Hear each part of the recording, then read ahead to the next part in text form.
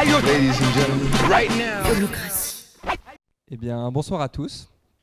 Merci beaucoup de m'accueillir. Donc, je m'appelle Martin Verlaine. En deux mots, j'ai quelques années d'expérience dans le sujet des organisations. J'ai travaillé dans le conseil. J'ai eu le malheur, la malchance, on va dire, à 25 ans de me retrouver à être chef d'un projet d'un grand PSE de 1000 personnes, un plan de sauvegarde de l'emploi qui porte très mal son nom, qui m'a énormément marqué, qui m'a fait venir sur le sujet des organisations, qui m'a amené aussi à travailler assez vite dans WeShare après cette expérience-là. Donc j'ai rejoint WeShare maintenant il y a 4 ans et je vais vous parler du coup de l'expérience que j'ai vécue dans WeShare par un angle assez particulier ce soir parce que l'objectif c'était aussi d'avoir un sujet assez pratique et donc je vais vous parler de l'argent et de comment est-ce qu'on gère l'argent dans WeShare. Et je vais aussi parler à un autre titre parce que depuis quelques mois maintenant, j'ai créé un projet qui s'appelle Résilience by WeShare et qui est une organisation, une SIC en fait, pour accompagner des entreprises dans leur transformation organisationnelle de modèles pyramidaux vers de modèles horizontaux. Donc j'étudie aussi ces modèles-là par ailleurs. Alors je vous parlais de WeShare, je vous ai mis une petite slide sur WeShare. Je vais pas énormément rentrer dans les détails de nos activités, juste vous dire que ça a été créé en 2012 à Paris. C'est une organisation, comme vous le voyez, qui s'est étendue à travers un modèle communautaire à l'international. Donc aujourd'hui, c'est présent dans une vingtaine de pays à travers une trentaine de communautés. Je vais expliquer un peu après le modèle. Et en fait, on a quelques grands champs d'action, donc quelques activités clés. On a une production événementielle qui est assez forte, donc on produit des événements soit locaux, soit internationaux. On fait de la recherche-action, donc on fait des explorations. En fait, on produit des articles et des études sur un certain nombre de sujets, dont le futur du travail, le futur des organisations, la question des territoires. On travaille aussi beaucoup sur la question des externalités du numérique. On anime et on incube des communautés, et puis on fait de l'accompagnement à la transformation, donc on va dire du conseil et de la formation. Et donc, voici pour nos activités. Comme je le disais, c'est une organisation qui a grandi assez vite à l'international. Et aujourd'hui, c'est plusieurs centaines de personnes dans le monde. Assez dur de nous définir, puisque du coup, on a plusieurs particularités en fait, dans notre organisation. Déjà, on était avant tout une association. On est une association, donc un projet d'utilité sociale. Et donc, c'est pourquoi on a des bénévoles dans notre organisation et aussi des travailleurs qui, dans notre organisation, ont la particularité d'être tous indépendants.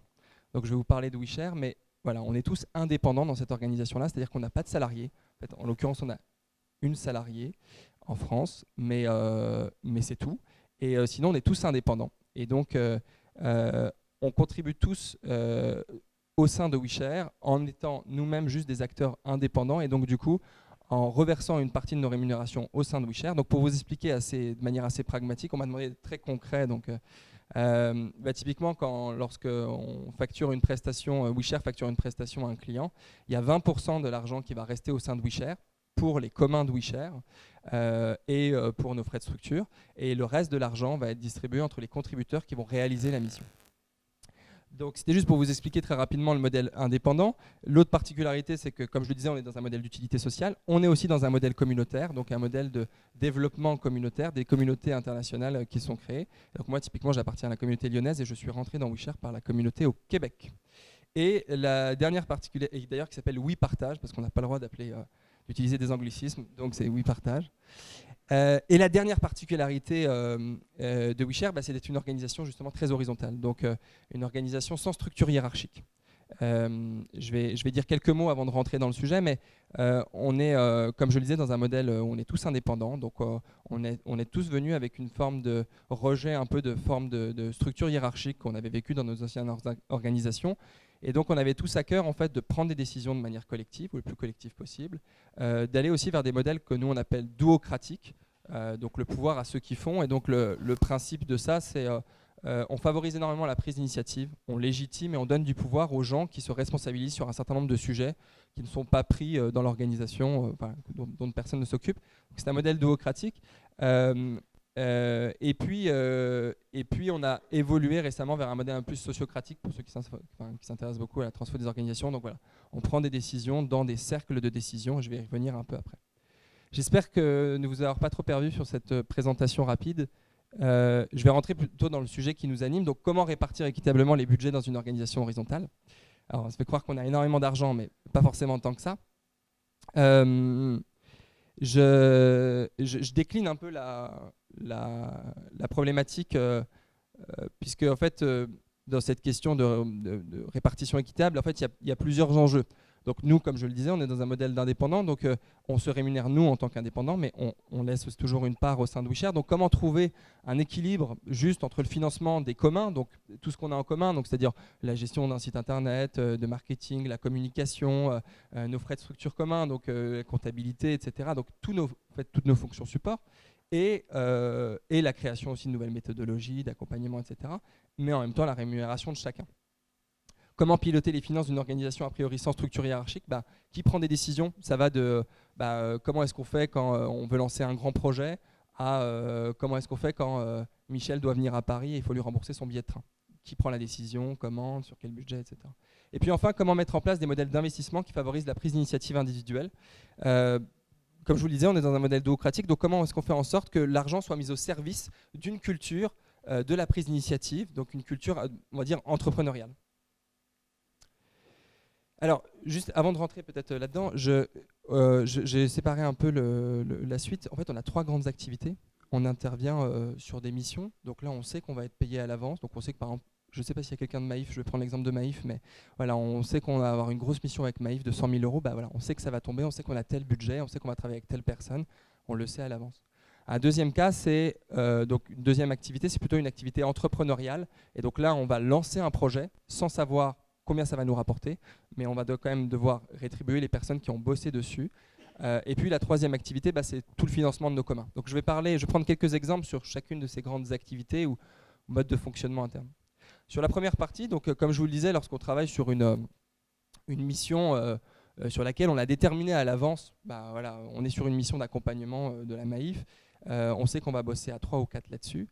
La particularité, c'est qu'au sein de WeShare, on accepte une forme de simplification. On va dire qu'on vit dans un modèle complexe et simple à la fois, c'est-à-dire que dans notre organisation courante, on est dans un modèle extrêmement horizontal, mais lorsqu'on fonctionne sur mission, lorsqu'on est sur un projet concret, on accepte une forme de hiérarchie. Donc en général, il y a un team leader qui parfois est la personne qui est allée chercher la mission, d'autres fois on lui a confié, on va dire, le fait d'être chef de projet sur cette mission-là, mais c'est lui qui, quelque part, va avoir un pouvoir de décision pour proposer aux différents membres de l'organisation de le rejoindre sur ce projet-là, mais aussi leur dire, voilà, sur ce projet-là, il y a 100 000 €, je propose qu'on se répartisse le temps à passer sur cette mission de telle manière et aussi l'argent de telle manière.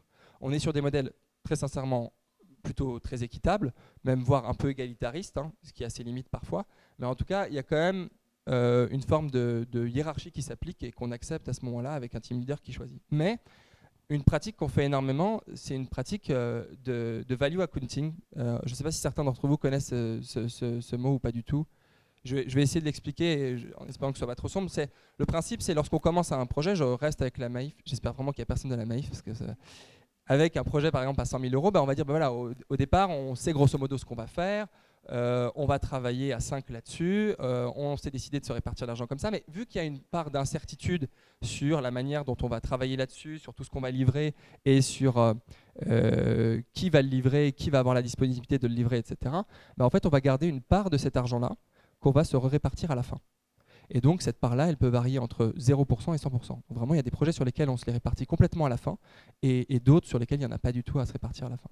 Donc là, typiquement sur un cas comme Maïf, on va se garder par exemple, je dis 20 000 € à se répartir à la fin du projet ou au milieu et à la fin du projet. Et donc du coup, on va chercher à savoir à ce moment-là, non pas à prévoir qui va livrer quoi, mais plutôt à regarder dans le rétroviseur et à se dire qui a apporté de la valeur sur ce projet-là. Donc en fait, il y a 2 grandes phases dans ce processus. Il y a une phase de rétrospective, donc on revient sur le projet, et là on va dire que c'est un moment plutôt de feedback, un retour d'expérience collectif à faire, qu'est-ce qui a marché, qu'est-ce qui n'a pas marché, comment est-ce qu'on ferait différemment, etc. Puis il y a une partie là qui va nous intéresser un peu plus, qui est une revue entre pairs justement du travail qu'on a effectué. Donc il faut se rappeler le projet, recommuniquer aussi un peu sur quels étaient les grands objectifs de ce projet-là. Et puis ensuite, on ne va pas évaluer les personnes, mais on va essayer de donner une forme de valorisation de ce que chacun a amené au projet. Et c'est intéressant parce que on ne parle pas forcément en termes de temps, là. C'est-à-dire, c'est pas toi, tu as travaillé tant de temps dessus, mais c'est plutôt quelle valeur tu as apporté. Et parfois, la valeur, c'est de mettre en contact quelqu'un, ça lui a pris 5 minutes, même s'il a bossé une vie avant pour avoir ces contacts-là, ça a pris 5 minutes, mais ça a apporté énormément de valeur à l'organisation. Et donc du coup, on va se répartir l'argent restant sur le projet de cette manière-là. Donc je donne un exemple très pratique. Alors, j'ai tiré des vrais screenshots, j'ai juste changé les noms. Hein. Donc il n'y a personne de l'organisation. Si vous connaissez WeShare, normalement personne ne s'appelle comme ça. Et donc le principe, c'est qu'à la fin du projet, en fait, bien évidemment, on va avoir un temps de discussion pour savoir une fois de plus quels étaient les objectifs et ce que chacun disons, a apporté. Mais après, il y a un temps anonyme où chacun va se retrouver devant son ordinateur à dire ce que chacun a apporté en pourcentage de la valeur sur le projet. Et donc là, la somme doit arriver à 100%. Donc vous avez vu, je me suis mis 50%. Pas cool. En vérité, donc on fait tout ça, et à la fin, alors je vais revenir sur les 50%, c'est un peu la joke, mais à la fin, en fait, on arrive à un tableau. Donc là, j'ai pris le cas où il y avait 62 000, c'est un cas réel, hein, il y avait 62 500 € à se répartir. On a choisi d'en se répartir 31 250 de manière totalement égalitaire. Chacun des 10 membres de l'organisation a eu exactement la même somme. Et à la fin, l'autre partie, les 31 250, on a fait ça. Donc chacun a envoyé de manière anonyme le pourcentage de valorisation qu'il pensait que chacun avait donné, s'incluant soi-même dans le calcul. Et une tierce personne vient faire la moyenne et ça donne ces pourcentages-là et la répartition d'argent à la fin. Et donc, quelque part, il y a une part variable sur la rémunération qu'on se donne au sein de l'organisation et qui est variable, mais en même temps qui est extrêmement intéressante parce que, quelque part, on vient chercher ce que chacun a apporté comme valeur et donc on vient vraiment se questionner justement sur ce que chacun a apporté et aussi en retire. C'est aussi un moment pour discuter de ce qu'on venait aussi chercher sur le projet. Certains viennent chercher de l'argent, mais d'autres viennent chercher aussi de la notoriété, des contacts, des moyens de trouver d'autres activités. Il y a plein de raisons, il y a plein d'objectifs individuels qui aussi rentrent en compte et peuvent du coup changer la manière dont on va se répartir cette valeur. J'espère que c'est clair. Il y a quelques biais, mais peut-être que je pourrais y revenir à la fin. Donc après, je disais, il y a un deuxième grand type d'activité. Il y a des projets entrepreneuriaux, il y a des projets, on va dire, de développement où, comme je le disais, on est dans une organisation très duocratique. Donc des membres de l'organisation peuvent se saisir d'une idée qu'ils ont eue ou que d'autres ont eue et la monter et donc dire, bah voilà, moi j'ai envie d'organiser un grand festival à la fin de l'année. Ça a commencé comme ça d'ailleurs avec des WeShare Fest. J'ai envie d'organiser un grand festival à la fin de l'année. Voilà le thème que j'aimerais aborder. J'aimerais qu'on parte tous ensemble là-dedans. Et en fait, au fur et à mesure, on vient au début financer ces projets-là et puis au fur et à mesure, eux-mêmes vont trouver des modèles économiques. Donc à chaque fois, on est dans des projets entrepreneuriaux qui ont plutôt une volonté de trouver un modèle économique. Mais donc, il y avait cette question de comment est-ce qu'on amorce ces projets d'investissement en interne pour justement faire émerger des projets pour l'organisation qui sont intéressants. Et donc, on en est arrivé au bout d'un certain temps, hein, donc là, c'est plutôt récent ce processus-là, ça fait 1 ou 2 ans qu'on fait ça, à en fait allouer une partie de notre budget, donc de notre budget de fonctionnement WeShare. Je ne l'ai pas dit, mais WeShare, c'est à peu près 2 millions d'euros en France de chiffre d'affaires. Et donc, dans les frais de structure de ces 2 millions, il y a une partie qui est allouée justement à des projets d'investissement. Donc là, typiquement, on fait ça à peu près tous les 6 mois. Pour vous donner l'exemple juste des 6 derniers mois, c'est 25 000 € qui ont été répartis sur des projets d'investissement. Et donc, la particularité pour faire ça, c'est qu'en fait, on vient poser la question à chacun des membres de WeShare en France. Donc en France, c'est une 50aine de personnes, dont 25 connecteurs, donc qui ont un rôle un peu plus prégnant dans l'organisation, à qui on demande, voilà, est-ce que vous avez des idées de projets d'investissement, de projets d'entrepreneuriat à porter, qui peuvent être autant des projets de développement interne de l'organisation qu'autant des projets, on va dire, de développement pour l'organisation avec des partenaires, des grands événements, des études, etc. Et donc, du coup, ils doivent rédiger une version très synthétique de leur projet. Il y a quelques personnes qui se regroupent sous la base du volontariat pour analyser ces premiers projets-là, faire un premier retour, donner un premier avis aux porteurs de projet pour qu'ils puissent modifier la copie. Et puis, une fois que c'est fait, en fait, on vient soumettre ces projets-là sur Loomio. Alors, je fais une petite parenthèse sur Loomio. C'est un outil de prise de décision collective qui a la particularité d'offrir une prise de décision par consentement. Pardon, je vais faire une deuxième parenthèse. Donc, du coup, la prise de décision par consentement, c'est cette idée de dire on ne va pas chercher une majorité de oui, mais on va plutôt chercher à avoir tout le monde, plutôt d'avoir personne qui bloque la décision, donc d'avoir des gens qui peuvent vivre avec. C'est un modèle de prise de décision qui favorise énormément la prise d'initiative. Et donc on peut avoir des contres sur ce projet-là. Tant qu'on n'a pas de veto, on peut avancer. C'était une parenthèse, je la referme. Donc du coup, on porte sur Loomios les projets et chacun du coup peut affecter selon lui l'argent, la répartition de l'argent qui devrait être sur ces différents projets. Et à la fin, les projets sont financés. Je vous montre quelques images pour illustrer ce propos. Donc là, typiquement, ça c'est notre discussion Loomio sur laquelle on a posté le post initial pour appeler chacun à proposer des projets. On a fait des retours aux porteurs de projets lorsque donc le petit groupe qui s'est auto-saisi de ce processus-là, faire un certain nombre de retours sur bah voilà, on attend ça de toi, il manque tels éléments, est-ce que tu peux nous expliquer comment est-ce que tu dépenserais l'argent, bon, tous les retours qui sont nécessaires pour. Et après, chacun, sur un tableau qui est ouvert où chacun a son nom, donc pardon, j'ai un peu barré mochement les noms, mais chacun peut du coup répartir l'argent, soit la totalité de la somme, soit une partie de la somme qui était affectée à ça, aux différents projets, et la moyenne nous permet du coup d'en ressortir le financement des différents projets. Voilà. Et donc, de cette manière-là, quelque part, c'est des initiatives personnelles, entrepreneuriales, mais c'est finalement le collectif qui décide en quoi ces projets sont alignés avec la raison d'être de notre organisation et quels sont les meilleurs investissements pour notre organisation. Mais après, ça appartient aux porteurs de projet de le monter avec cette enveloppe pour débuter. Et c'est à lui ensuite de choisir comment est-ce qu'il va l'utiliser, etc. Mais en fait, on la débloque au fur et à mesure, cette enveloppe-là. On lui remet pas à la fin du processus 9 211 €. C'est plutôt sur la base après de... Lui, il sait qu'il a un budget dans WeShare qu'il peut utiliser comme ça. Voilà. Je vous parle d'un autre outil qu'on utilise d'une autre manière, mais que je trouve intéressant parce que c'est un outil vraiment que pas mal d'organisations, pour le coup pas d'indépendants, hein, d'organisations salariées, organisent de plus en plus. C'est CoBudget, c'est un modèle de crowdfunding interne.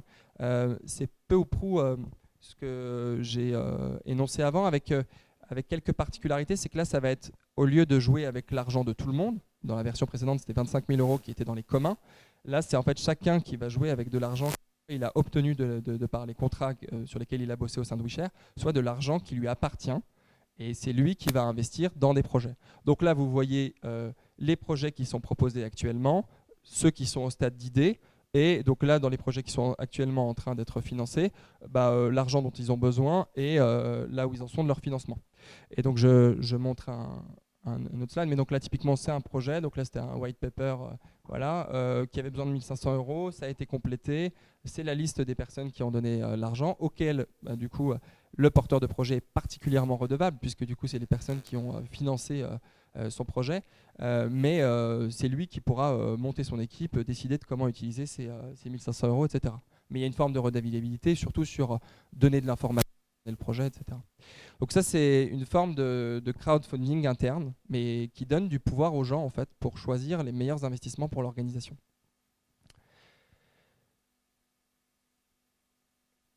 Je finis avec un processus de budgétisation un peu plus classique, hein, mais bon, je vous le disais, c'est quand même une tannée, on va dire, dans une organisation très horizontale, de réussir à prendre des décisions budgétaires.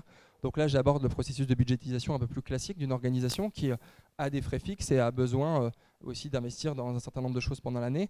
Donc là, je parlais des différents modèles avant sur lesquels il y avait des prises de décision très collectives sur les projets entrepreneuriaux. Là, c'est toutes nos dépenses courantes, allant de la communication au marketing, à nos frais de structure, à nos bureaux, etc. Et donc, du coup, il y a une question de comment est-ce qu'on décide en fait de l'ensemble de ces coûts au sein de l'organisation.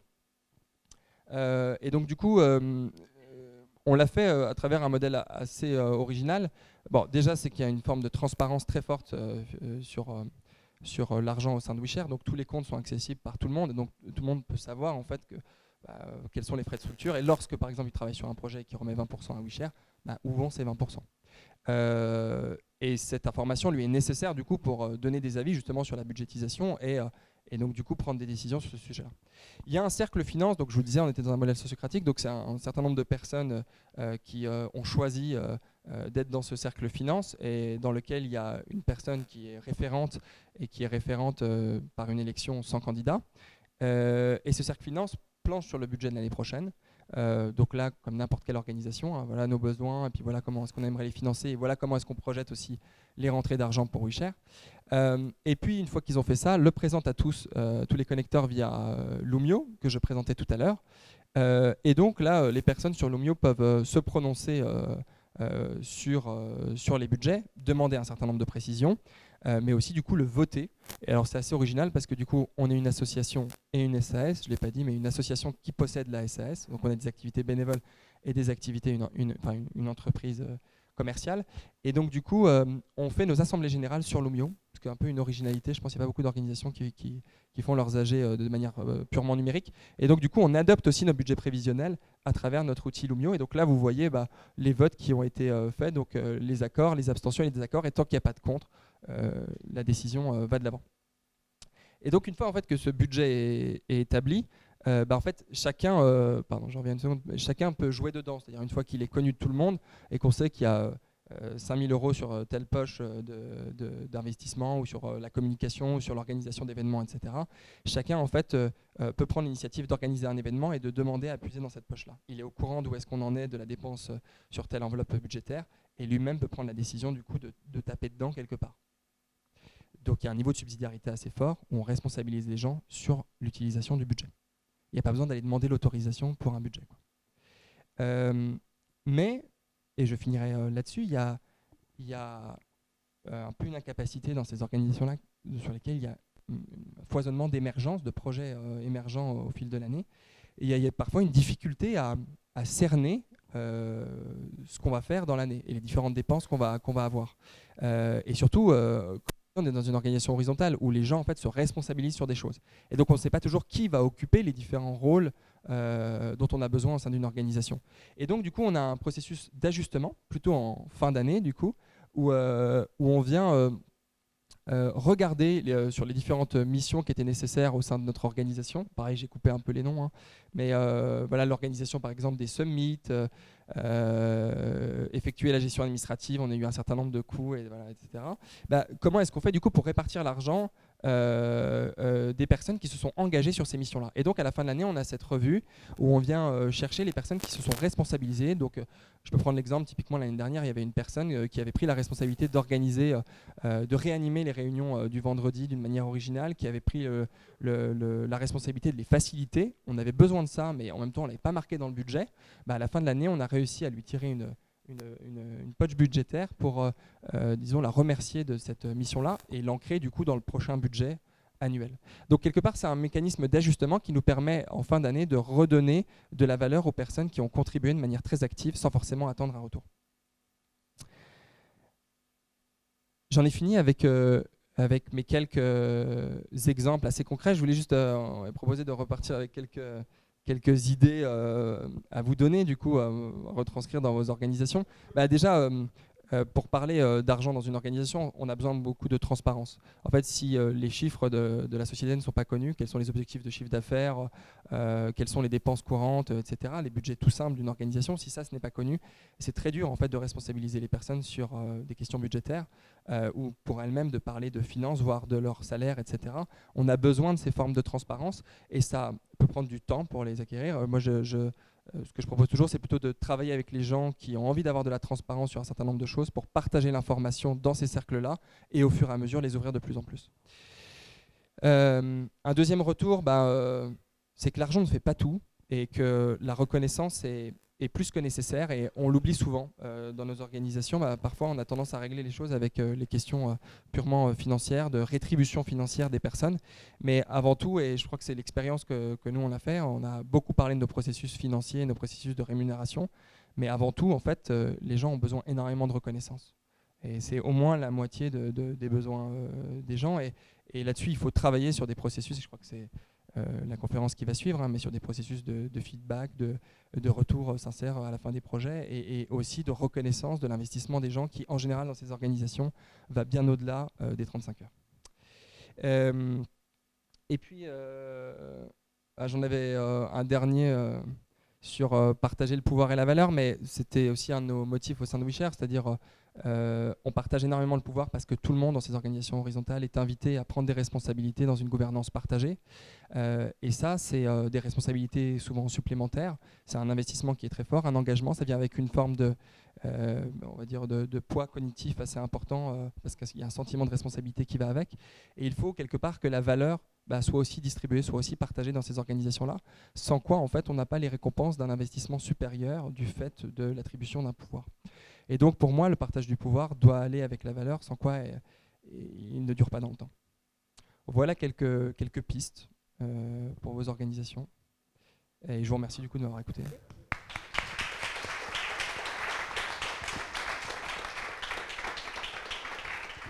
Merci beaucoup Martin.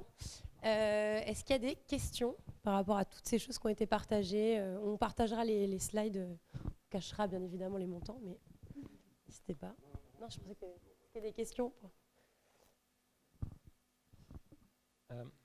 Quand vous faites les votes au niveau de la contribution et de la valorisation de ce que chacun peut apporter à un projet, comment vous gérez les tensions et le fait qu'une personne n'est pas d'accord avec le jugement qui a été fait? Alors, tu parles du value accounting, ouais. C'est ça? En fait,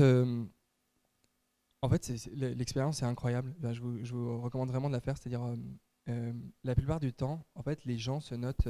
Et alors, j'ai parlé à des personnes qui ont développé un logiciel pour faire ça, qui s'appelle Collective One en Espagne.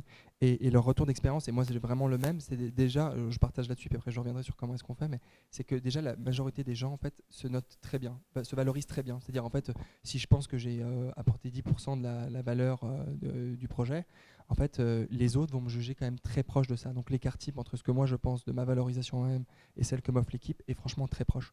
Donc déjà les différences sont assez, mais on les imagine toujours 1000 fois plus grandes. En fait, on imagine surtout que les autres veulent prendre 50% du gâteau en fait, quoi. Donc déjà là-dessus il faut essayer pour se faire confiance. Et après en fait il y a quand même un processus, je vais revenir sur la slide, mais il y a un processus assez sain en fait, c'est-à-dire il y a déjà toute une phase de discussion qui est assez forte pour discuter justement de quels étaient les objectifs et quelle est la valeur en fait dont on avait besoin et qui a été apportée. Donc il y a une phase de discussion qui est déjà assez forte. Ce qu'il faut éviter, parce qu'il y a quand même des biais, ce qu'il faut éviter c'est le côté chacun vient parler de ce qu'il a fait en mode storytelling et marketing de soi-même. En mode je suis extraordinaire parce que j'ai fait ci et ça, quoi, qui est à mon avis un biais très fort et il faut l'éviter. Et le fait d'avoir un modèle anonyme, asynchrone, c'est-à-dire tu as un temps de réunion, mais après tu te retrouves seul devant ton ordinateur et tu es tout seul avec toi-même pour mettre le montant de chaque personne, le pourcentage de chaque personne. En fait, ça te permet aussi d'avoir une zone tampon entre les deux, etc., quoi. Mais donc du coup, en effet, on a quand même des espaces de discussion qui sont assez forts. Et je disais, un autre biais en fait qu'il faut éviter, c'est la visibilité. C'est-à-dire, il faut quand même avoir une visibilité sur ce que chacun a fait sur le projet. Donc, typiquement, ça marche bien avec des équipes jusqu'à 10-12 personnes, parce que jusqu'à 10-12, en fait, c'est un chiffre un peu clé pour savoir ce que les uns et les autres font sur le projet. Quand on passe à des équipes qui sont au-delà, en fait, je suis plus capable de savoir ce que toi, tu as fait sur le projet. Et donc, ma valorisation de ta contribution pourrait être plus que fausse parce que j'ai pas cette visibilité-là. Voilà. Je ne sais pas si ça répond.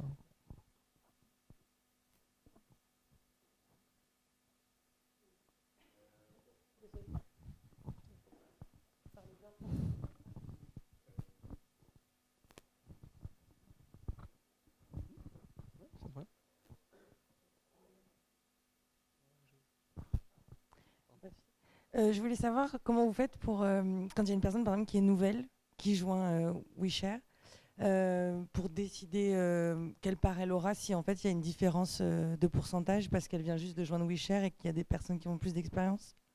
Sur projet ? Oui. Parce que alors, du coup elle a encore rien prouvé, la personne, pour dire que... Tout à fait. Alors on est dans un... Alors, pardon, je vais rentrer un peu dans des particularités de notre modèle, mais c'est un modèle d'indépendant et donc du coup assez peu projetable du coup sur des organisations salariées où forcément il y a des salaires, etc. Et qui sont négociés à l'avance. Nous en fait c'est ça la particularité, c'est que en fait on vient systématiquement négocier la rémunération de chacun à chaque projet. Donc il peut y avoir un coût de transaction qui est très fort, c'est-à-dire dans une organisation classique, vous le négociez quand vous arrivez, puis à la rigueur tous les 6 mois ou tous les ans vous avez une revalorisation de votre salaire. Nous à chaque fois qu'on travaille sur des projets en commun, quelque part on vient poser cette question-là ensemble. Mais c'est super intéressant parce que quand on fait ce processus-là, je vais revenir après sur les... Mais quand on fait ce processus-là, en fait on ne pense pas à notre valeur sur le marché, c'est-à-dire je suis développeur informatique et donc du coup je vaux 65 000 € parce que j'ai 5 ans d'expérience, je ne sais quoi. Je vais te donner un montant un peu haut, mais nous du coup on va plutôt réfléchir, voilà, ça c'est le contexte du projet. Moi, c'est ça que j'aimerais apporter au projet. Puis d'ailleurs, souvent, en fait, on va apporter des choses qui ne sont pas tout à fait dans notre champ de compétences. On va toujours dépasser un peu et faire de nouvelles choses, etc. Et donc, quelque part, il y a une discussion sur qu'est-ce que moi j'ai envie d'apporter au projet, quelles sont les compétences qui sont recherchées en ma personne si je travaille dans l'équipe. Puis aussi, ce que je viens rechercher sur ce projet-là. On vient aussi chercher des apprentissages sur le projet. Le fait de travailler avec d'autres personnes, avec un certain nombre d'experts, etc. Donc, c'est hyper intéressant parce que cette discussion-là, on l'a au début en fait, du projet. Qu'est-ce que toi, tu viens amener au projet? Qu'est-ce que tu recherches, etc. Et donc, en fait, c'est là-dessus, à la fin, c'est quand même le chef de projet qui propose des rémunérations et c'est aux gens d'accepter. Et donc, du coup, on est dans un modèle où on n'oblige pas les personnes à aller sur les projets. C'est elles qui décident en fonction aussi de la rémunération du projet, de l'intérêt du projet pour elles, etc., etc. Et donc, pour revenir très rapidement sur les personnes qui sont plutôt nouvelles, en fait, on est quand même dans un modèle franchement très équitable. Et donc, du coup, la variation des salaires entre les personnes qui sont en lead sur le projet et là depuis 5 ans dans l'organisation et celles qui sont nouvelles est vraiment relativement faible. Et elle est plutôt justifiée par la part de responsabilité qu'elles vont avoir sur le projet. Alors, il y en a qui vont prendre le feu parce qu'ils vont être face aux clients, là où une personne qui sera plus junior sera plutôt en contribution, en bac, et donc du coup n'aura moins cette responsabilité. Voilà, ça lui est proposé, puis il y a des moments aussi donc elle peut le refuser, puis il y a des moments aussi de feedback tout au long quand même des projets. Et avant en général d'arriver sur une mission, on a toujours travaillé avec elle d'une manière ou d'une autre.